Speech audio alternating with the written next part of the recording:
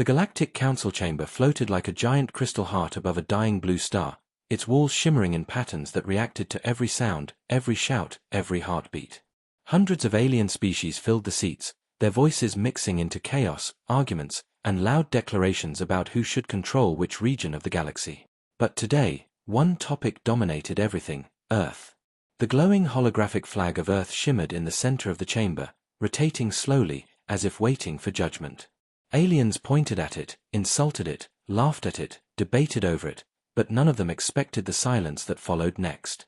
Suddenly, the council leader, Vrax of the Serac Dominion, rose from his elevated seat, and the room froze instantly. His long metallic fingers tapped the glowing podium, and his voice, cold as frozen iron, echoed across the chamber as he announced, "Earth is banned.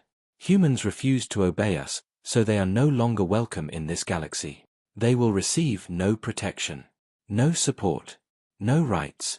The Council releases Earth from all connections." A hush washed across the chamber, but it lasted only a heartbeat. Then the aliens celebrated like they had achieved a historic victory. They clapped with their claws, slammed their tails on the floor, and shouted in triumph. To them, banning Earth meant removing the unpredictable species that always ruined their plans, always challenged their decisions, always pushed boundaries. They believed humans would cry, beg for forgiveness, or collapse under pressure. In their minds, humans were still new, still weak, still emotional enough to break.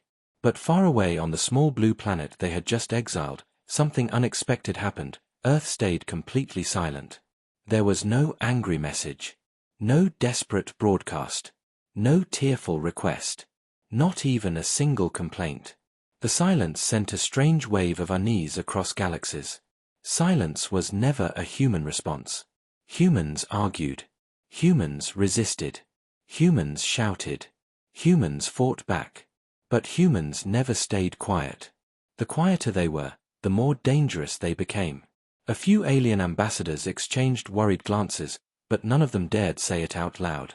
They had all made the same mistake, confusing human patience for weakness. They had forgotten that even a cornered human doesn't surrender, it transforms. Meanwhile, deep under the Pacific Ocean, where sunlight could not reach and pressure could crush steel, the human high command gathered inside a hidden base carved into an enormous black dome. The war room was dimly lit, with only a few cold blue lights surrounding a large round table. At its center, the Council's broadcast replayed silently, showing aliens celebrating Earth's exile. Human officers sat around the table. Some were young and nervous, their fingers shaking gently against their uniforms. Others were older, experienced, silent like statues carved from storms. But all of them carried the weight of something deeper than anger. They were watching the galaxy cheer for Earth's downfall, and they didn't blink. Admiral Ethan Cole stood with his hands behind his back, eyes fixed on the hologram. A man known for his calm fury, he didn't shout or curse. His voice came out in a whisper, barely louder than a breath, yet everyone heard it. "They banned us," he said softly. "Good. Now we build our own empire." His tone wasn't emotional, but the weight of the words struck every soul in the room. No one knew exactly what empire meant in his mind. They only knew one thing: when humanity stands alone, humanity becomes unstoppable. And now, for the first time in centuries, Earth stood alone. Young officers felt fear crawling up their spines. But beneath the fear, something warmer started burning: excitement. They weren't terrified of being banned, they were terrified of what humanity would become because of it.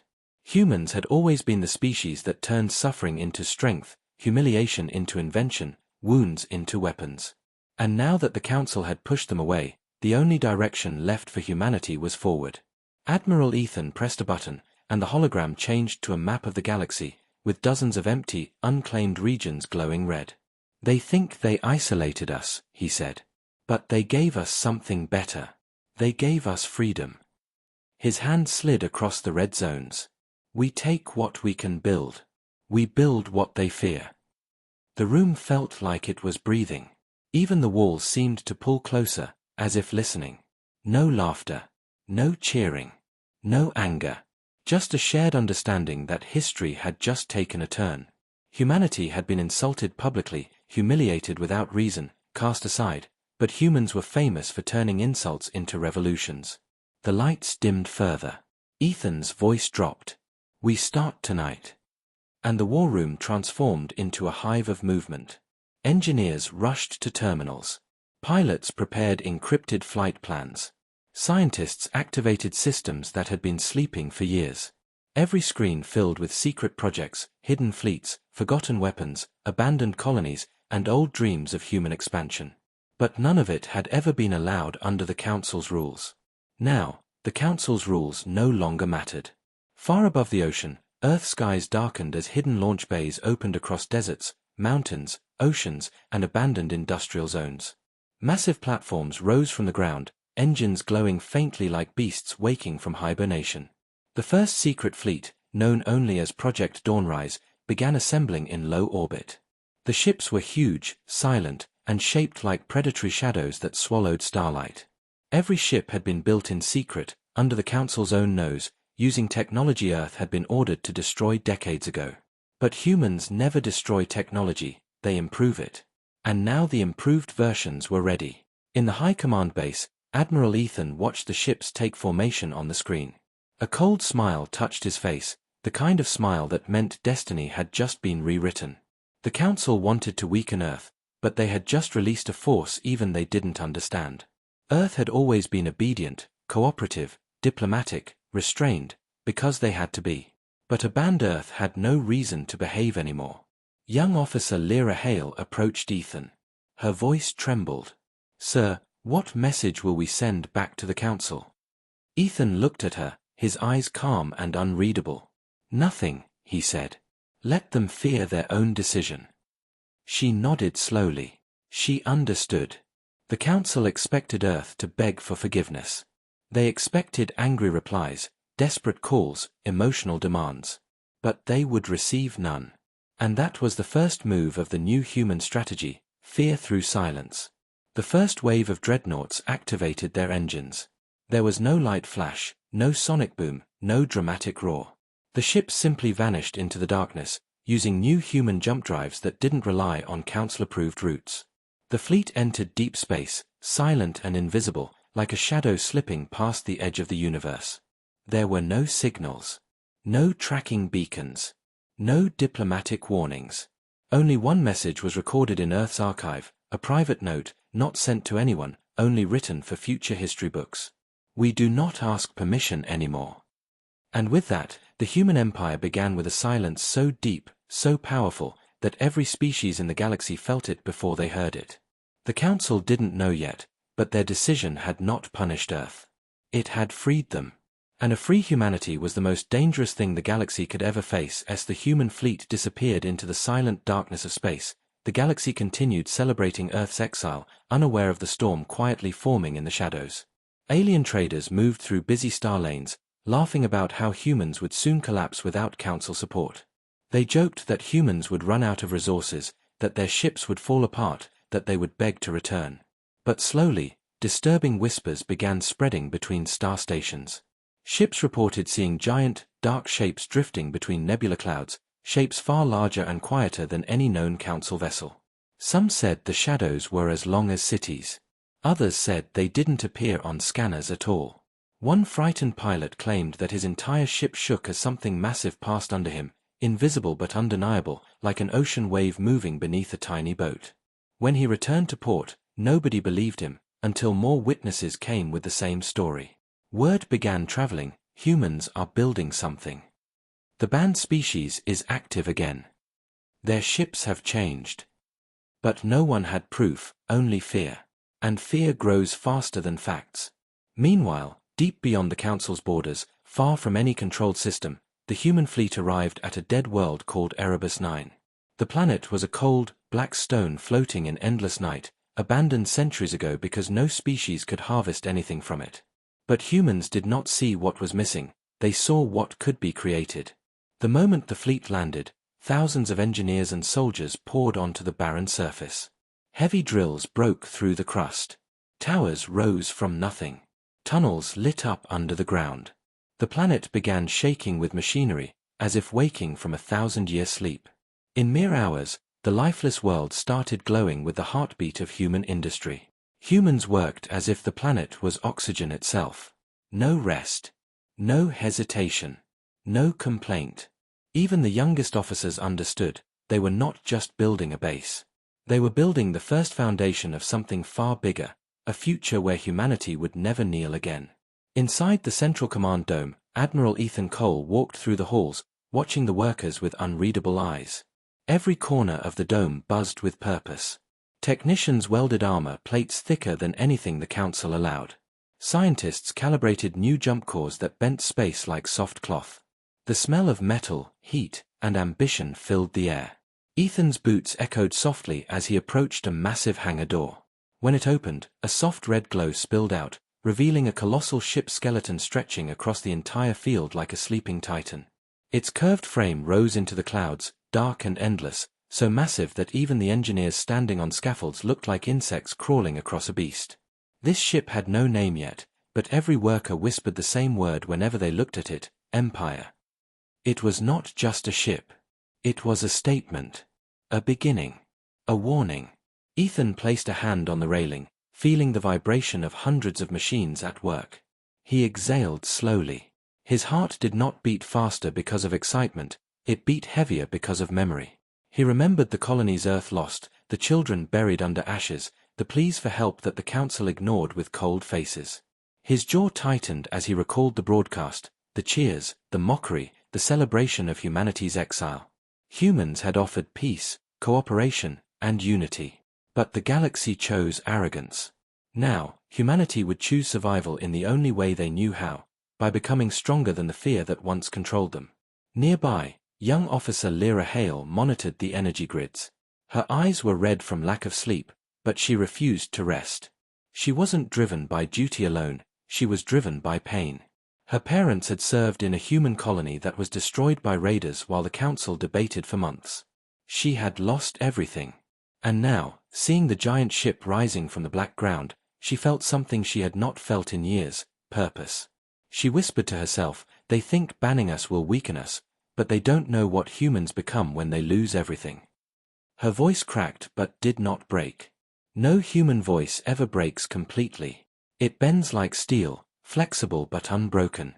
Outside, the first line of human defense drones activated, floating above the planet like silent guardians. Their red lights blinked gently, scanning the skies for intruders. And as if the galaxy wanted to test humanity immediately, an alien patrol vessel entered the region. It had been following rumors, tracking signals, trying to confirm whether the banned humans were truly building something dangerous. The moment the ship crossed into forbidden space, all three human dreadnoughts uncloaked at once, appearing around the patrol ship like predators circling prey. Their hulls absorbed starlight, making them look like giant shadows shaped into steel. The alien captain froze in terror as his sensors malfunctioned. His crew felt the temperature drop as the human ships locked onto them. A trembling voice escaped him. We didn't know this space was yours. We only followed rumors." A human officer answered with no emotion, "Earth needs no council approval to claim what it builds. Leave." The alien ship fled instantly, barely able to hold its structure from the pressure wave created by the human shadows. When the crew reached their star station, they couldn't explain what they had seen. They only said one thing: they are not the same humans we knew. As these stories spread, fear grew like wildfire. Markets panicked. Diplomats argued. The council tried calming everyone, but their own voices shook. They had banned Earth confidently, proudly, arrogantly.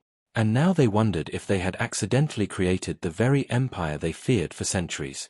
Back on Erebus 9, Ethan watched the giant ship slowly take shape as the sunless sky darkened even more. The planet's surface vibrated with construction. Workers sang old Earth hymns under their breath. Soldiers sharpened their armor plates. Scientists ran final tests on devices the Council had outlawed. Humanity was not preparing for war, they were preparing for independence, for dignity, for a place in the galaxy where they would never again be told they were lesser. As night settled, Ethan walked alone to the edge of the hangar, looking at the glowing horizon where thousands of human lights danced. It wasn't beauty he saw, it was resilience. Pain forged into strength. Exile turned into ambition. Betrayal transformed into unity. A single thought settled in his mind with the weight of a star: the Council thinks they ended Earth.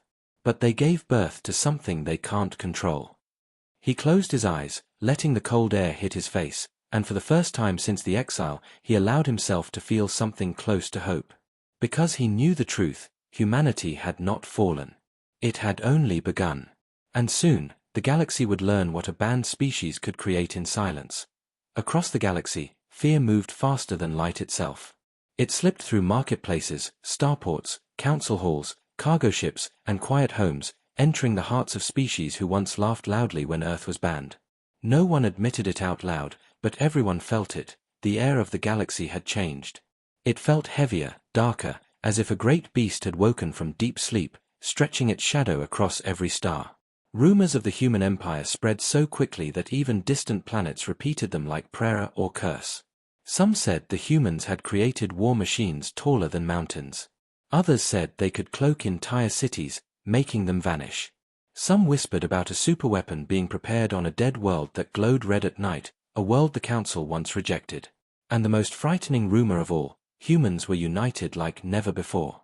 Inside the Galactic Council chamber, stress crackled like electricity. Alien leaders who once stood tall now sat hunched, their voices shaky. The Council leader Vrax tried to maintain control, his silver scales trembling under the lights as he shouted for order. But the room rejected his authority like a dying fire rejecting rain. Representatives argued, shouted, accused one another, and feared one another. Their fear wasn't directed at each other, they were all afraid of the same thing, what humanity was becoming in the dark. Screens flickered as reports came in from border patrols. Unknown ships sighted near the Draca Nebula. Massive energy spikes around Erebus 9. Long-range scanners detected gravitational distortions, unnatural. Each report was worse than the last, yet the most harmless detail scared the Council the most. Humans hadn't spoken a single word to any alien species since the ban. Not once. Their absolute silence was a blade pressed against the galaxy's throat. Even the bravest species felt a chill, because silence meant control. Silence meant confidence. Silence meant they were planning something too large, too complex, too dangerous to reveal. Meanwhile, on Erebus 9, the human empire was near completion. The once dead planet now pulsed with energy. Hundreds of towers glowed red against the black sky. The ground vibrated under heavy machinery, construction ships landing, soldiers marching, scientists testing vast engines. The entire world had turned into a giant beating heart of preparation. Inside the Central Command Dome, Admiral Ethan Cole stood over a holographic map showing the Empire's rapidly expanding territories. His face remained calm, but behind his eyes burned the fire of someone who had decided that humanity would never again live on its knees. Beside him, Officer Lyra Hale monitored ship movements. Her hands trembled slightly, not from fear, but from the weight of what she was witnessing. Humanity had changed. It had hardened. It had sharpened. And yet, in the deepest corners of her heart, she felt sadness too. Because every advancement, every ship, every weapon came from a wound that never healed. The galaxy had hurt Earth. The Council had humiliated them. And the humans were building their empire not out of greed but out of necessity. Lyra swallowed hard as she whispered, "Do they even understand what they've created by banning us?" Ethan did not look at her, but his voice came low. "Not yet. But they will." Out on the surface of the planet, engineers activated the final power grid. A deep hum rolled across the barren land as the sky glowed with blue lightning. Hidden doors opened, massive cannons rose, and energy shields crackled to life. But the real monster revealed itself inside the main hangar, the flagship. It was nearly complete, its black frame covered in armor thick enough to survive a star collision. Its engines were quiet for now, but every worker could feel them breathing beneath the metal. This ship didn't just look powerful, it looked alive. The workers stared in awe, whispering old Earth phrases about giants and gods. No alien had ever seen anything like it.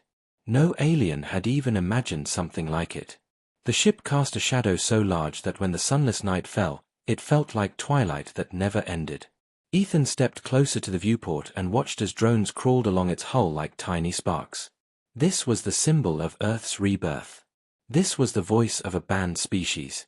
This was the future the Council feared.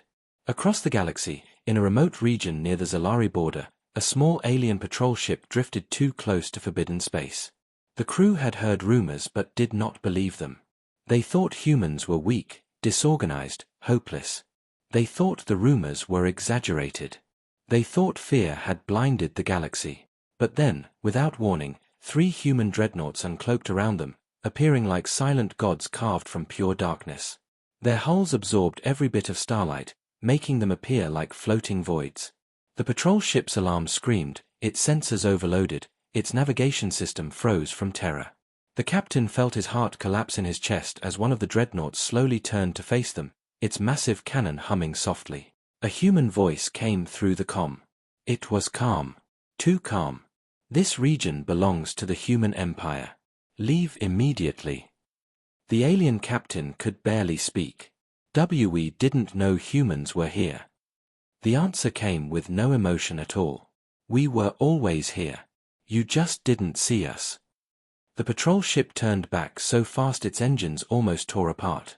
When the frightened crew reached their station, they tried explaining the encounter, but their words shook, their hands trembled, and fear leaked into every sentence. Their ships didn't make sound, they moved like ghosts, their presence felt like being watched by a planet, not people. Their reports spread like a plague. Some believed it. Others denied it.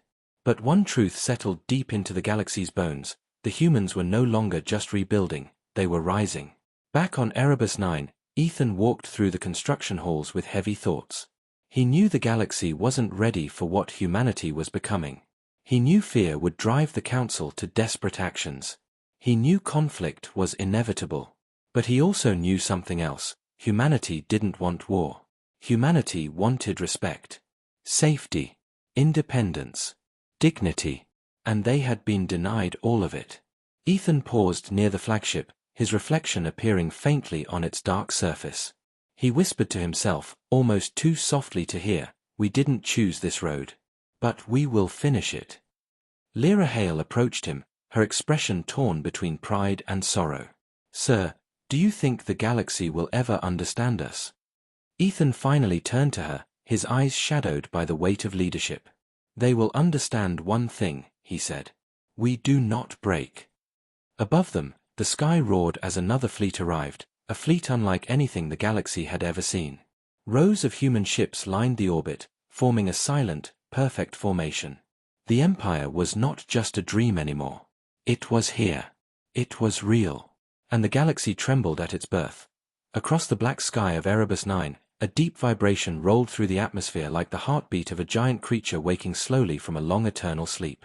4 hours, engineers ran final tests, calibrating engines powerful enough to bend gravity, aligning armor plates thicker than battle stations, and charging energy cores that glowed like caged suns. The surface of the planet, once dead and silent, now pulsed with light, movement, and raw human ambition. Every tower, every bunker, every factory, every launch bay worked as though the entire species had merged into a single mind with a single purpose: to finish what the galaxy forced them to begin. Inside the main command dome, Admiral Ethan Cole stood motionless, staring at the tactical screens as the Empire came alive before his eyes. The hologram displayed thousands of human ships forming up across orbit. Small corvettes glided beside massive carriers. Cruisers eclipsed moonlight with their broad metallic wings. Dreadnoughts formed a protective circle like giant wolves surrounding their king. And in the center, still anchored to the surface, sat the flagship, the ship that would represent everything Earth had become. Engineers called it the Iron Crown, though the name was not yet official. But everyone felt it. This ship didn't just belong to the Empire. It was the Empire. Ethan lowered his gaze, feeling emotions he rarely allowed himself to acknowledge. Pride, sadness, anger, determination. Memories of Earth's suffering drifted through him, a burned colony here, a destroyed outpost there, abandoned refugees begging the Council for help while the Council looked away. For years, humanity had bent under pressure, restrained its strength, obeyed the laws of species that never treated them as equals. Now humanity had broken free of those chains, not by choice but by betrayal. And instead of falling, Earth had risen higher than anyone expected. Officer Lyra Hale walked into the command dome, her face lit by the glow of the holograms. Even from a distance she could see Ethan's stiff shoulders, the silent weight he carried. "Sir," she said quietly, "the Iron Crown is ready for activation."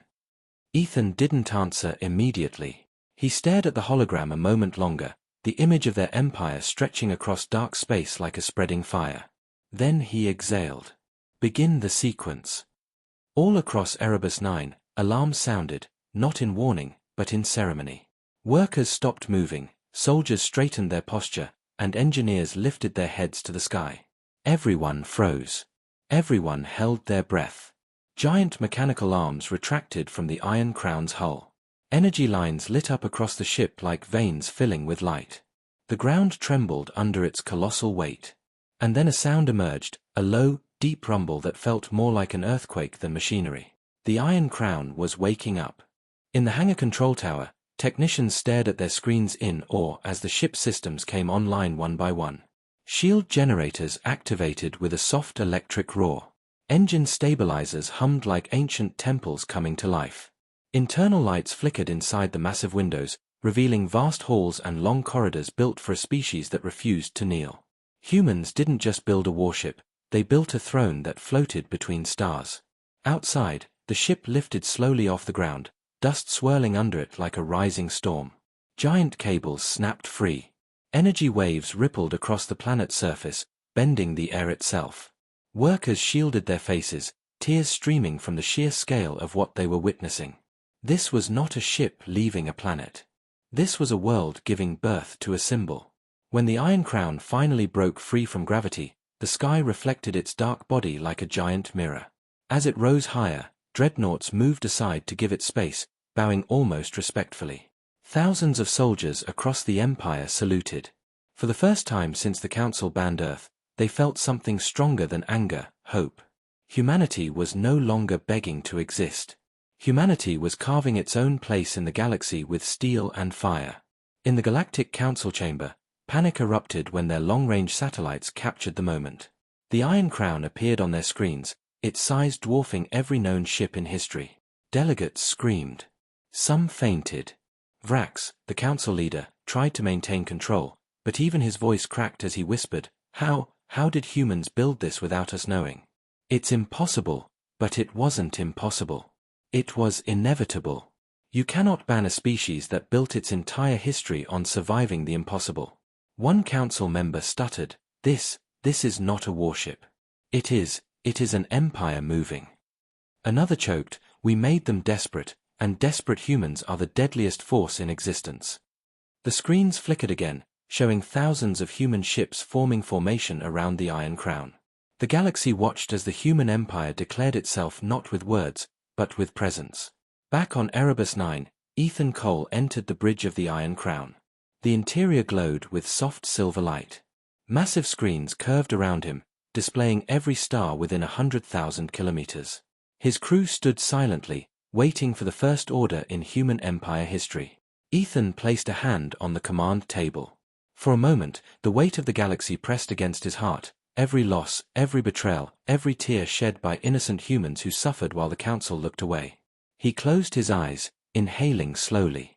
When he opened them, the silence turned into strength. Transmit message to all human colonies, Ethan said. His voice didn't rise, but its authority filled every inch of the bridge. The Empire is complete. The communication officer nodded, hands trembling.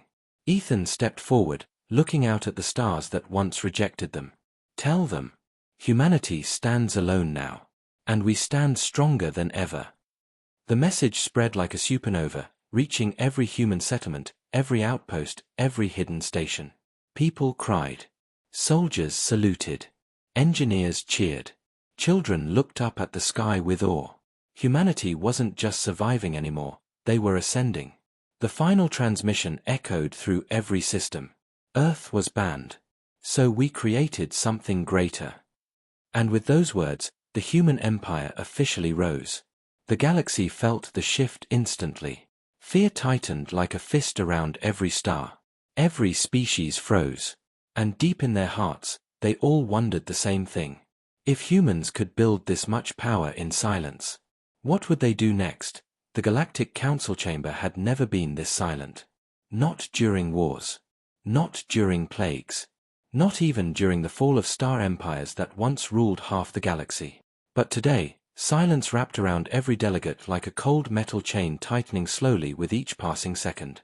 The Iron Crown floated on every holographic screen across the chamber, its massive shadow stretching across starlight as if it was swallowing the galaxy whole. Council leader Vrax stared at the image with shaking hands, unable to hide the fear rising inside him.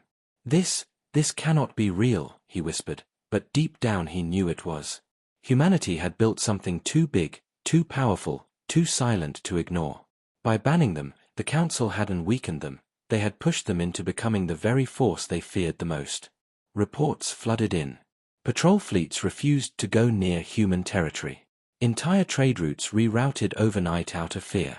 Civilian ships went dark whenever they passed too close to forbidden zones. Every sensor specialist, every intelligence officer, every admiral throughout the galaxy repeated the same words: the humans have surpassed us. Their technology, their fleet, their empire, it's beyond anything we prepared for. The council chamber, once filled with arrogance, now smelled of panic. Some delegates begged to restore Earth's membership. Others demanded military preparation. A few whispered in terror that humanity might attack at any moment. But not one of them knew the truth. The humans were not planning conquest. Not yet. They were simply revealing what the galaxy had created through betrayal. Meanwhile, on Erebus 9's surface, crowds of soldiers, workers, engineers, and children gathered to watch the final moment of activation. The Iron Crown hovered in orbit above them, glowing faintly like a newborn star. Its engines pulsed with deep red light, its armor reflecting distant nebular colors, its silhouette dominating the sky like a floating mountain. The human empire had risen from ashes not through hate, but through wounds too deep to ignore. That mixture of pain and determination made the air itself feel heavier, as if grief had become gravity. Standing on the command balcony inside the palace structure, Admiral Ethan Cole watched the sky with a face carved from stone. He felt pride, yes. Victory, yes. But beneath those emotions pulsed something darker, an ache, a quiet sorrow of what humanity had been forced to become. Officer Lyra Hale stepped beside him, her voice low. "Sir, the council is in chaos. They're calling emergency meetings every hour. Some want peace. Some want war. They don't know what to do." Ethan did not answer right away. Instead, he kept watching the Iron Crown, its glow reflecting in his eyes like the reflection of a future no one could stop. When he finally spoke, his voice was quiet but sharp enough to cut through steel. "They never knew what to do with us. That's why they feared us." Lyra swallowed, gripping the balcony rail as her heart twisted with emotion. "Do you think they'll attack first?" Ethan finally turned toward her with a gaze so steady it felt like gravity. "If they attack, we will end the ones who strike us. But we will not be the ones who start the fire." The sunless sky above Erebus 9 flickered as communication arrays activated. A final message had to be sent, a message the galaxy would never forget. Ethan walked to the communication table inside the dome's central heart. Tens of thousands of humans across the planet stopped what they were doing, watching screens as the broadcast aligned. The Iron Crown drifted behind him like a dark guardian, filling the background with unimaginable power. Ethan placed both hands on the table, leaned forward slightly, and spoke with the calmness of a man who had accepted both peace and war as equal possibilities. "This is Admiral Ethan Cole, leader of the human empire." His voice echoed across every station, every outpost, every star system the council monitored. "Earth is no longer under your authority. You chose to ban us. You chose to isolate us. You chose to celebrate our exile.